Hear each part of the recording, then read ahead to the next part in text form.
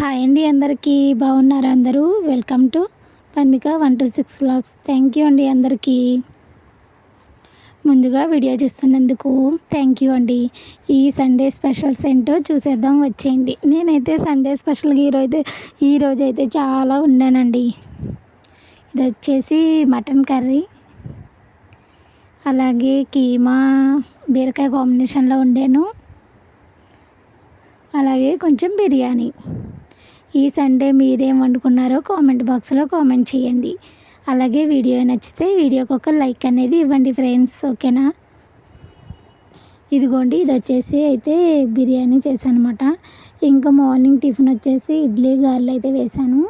ఇంకా మార్నింగ్ లేవగానే ఇంకా ఇడ్లీ పిండి అయితే ఆడుతున్నాను అనమాట. పప్పు అయితే ఆడుతున్నాను గారెలకి అలాగే ఇడ్లీకి.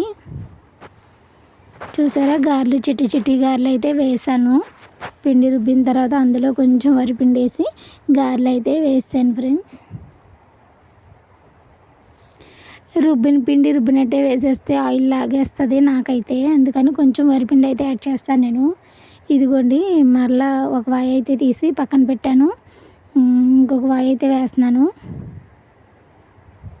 మామూలుగా నేను చేతితోనే వేసేస్తాను. మామూలుగా ఇంకా చాలామంది వెరైటీగా వేస్తారు కదా, అలా అయితే కాదు, నేనైతే ఇలానే వేసేస్తాను. సింపుల్గా అయిపోతుంది. ఇదిగోండి, ఇంకా ఫుల్గా వేస్తాను. వీడియో అయితే తీయలేదు అక్కడ. మొత్తానికి గారెలు అయితే రెడీ అయిపోయినాయి. సండే స్పెషల్ గారెలు అలాగే ఇడ్లీ వేసాను. ఈరోజు మా టిఫిన్ వచ్చేసి ఇడ్లీ అండ్ గారెలు ఫ్రెండ్స్, అలాగే పప్పు చట్నీ. ఇదైతే పప్పు నుండి తీసుకొచ్చారు మా హస్బెండ్ అయితే. ఇంకా పప్పు నుండి అయితే వంటలన్నీ స్టార్ట్ చేసేస్తున్నాను ఇప్పుడైతే. ఇదిగోండి, ఫస్ట్ అయితే బీరకాయ కర్రీ ఫస్ట్ నుంచి తెద్దాం అనుకున్నాను. ఆయిల్ పెట్టిన తర్వాత పప్పు నూనె అయితే పొంగుతూ ఉంది. సర్లేనేసి నేను ఇంక వెంటనే ఆనియన్స్ అయితే వేసాను. ఒక చిన్న పచ్చిమిర్చి వేసాను. అంటే మసాలాలు ఏమీ వేయలేదు, అంటే స్పైసీ లేకుండా అన్నమాట.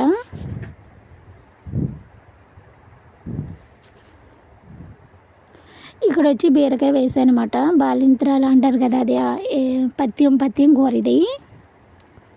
ఇంకైతే బీరకాయ ఒకటి వేసాను. మళ్ళీ ఓన్లీ కైమా అయినా సరే వేడి చేసేస్తుందని బీరకాయ అయితే ఒకటి వేసాను. ఇదిగోండి, బాగా మగ్గుతుంది. మసాలాలు అయితే అసలు ఏమీ వేయలేదు. చూసారా, ఇంకా మగ్గడానికి అయితే చాలా టైం పట్టింది. ఇంకా అంతా మగ్గిన తర్వాత కొంచెం అంతా కారం వేసి కొంచెం వాటర్ అనేది యాడ్ చేశాను. కొంచెం అర స్పూన్లో ఇంకా కొంచెం అంతా జస్ట్ మటన్ మసాలా అనేది యాడ్ చేశాను. మళ్ళీ నీసు వాసన వస్తుంది కదా. ఇది వచ్చేసి మటన్ కర్రీ అయితే ఇప్పుడు వండాలి. కైమా బీరకాయ రెడీ అయిపోయింది. వీడియో అయితే చివరి వరకు చూడండి ఫ్రెండ్స్. వీడియో నచ్చితే వీడియోకి లైక్ మాత్రం ఇవ్వడం మర్చిపోకండి, ఓకేనా. ఇదిగోండి, ఇంకా నేనైతే మటన్ తీసుకురాగానే కుక్కర్ అయితే అస్సలు యూజ్ చేయను, నాకు చాలా భయము.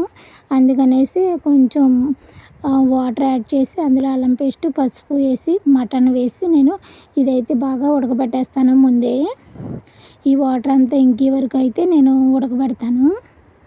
అప్పుడు కర్రీలో అనేది చాలా బాగా కుక్ అయిపోతుంది, ఎక్కువ టైం లేకుండా.